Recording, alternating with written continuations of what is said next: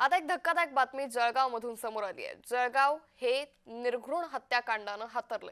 जळगावात दोन महिलांची निर्घृणपणे हत्या करण्यात आली। दोन महिलांची दगडाने ठेचून हत्या करण्यात आली आहे। सुमठाणे शिवारातील जंगलात दोन मृतदेह आढळले। सिरियल किलर अनिल संदानशिवला अटक करण्यात आलेली आहे। आधी प्रेमाच्या जाळ्यात अडकवायचं आणि नंतर हत्या करायची। तिसरी महिला सुदैवाने वाचल्याची माहिती देखील सध्या समोर येते आहे।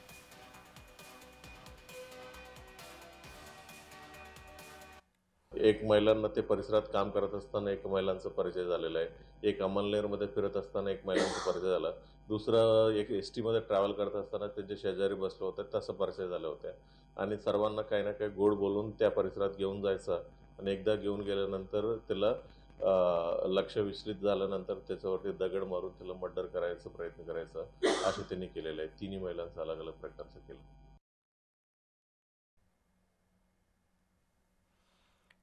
तर या सगळ्या प्रकरणासंदर्भात अधिक माहिती घेऊयात आमचे प्रतिनिधी जुगल पाटील यांच्याकडून।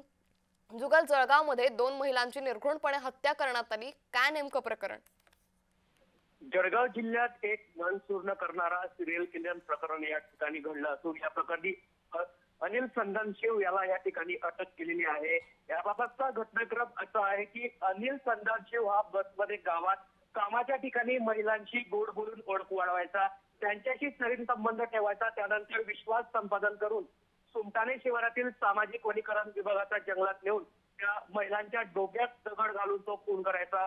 खून करण्याआधी त्यांच्याकडील दागिने पैसे लुटायचा। त्यानंतर अनिल संदानशिव या सिरियल किलरच्या या पाशवी कृत्यामुळे जळगाव पोलिसांनी त्याला अटक केलेली आहे। जवळपास दोन महिलांचा खून केल्याची ही माहिती समोर आलेली आहे।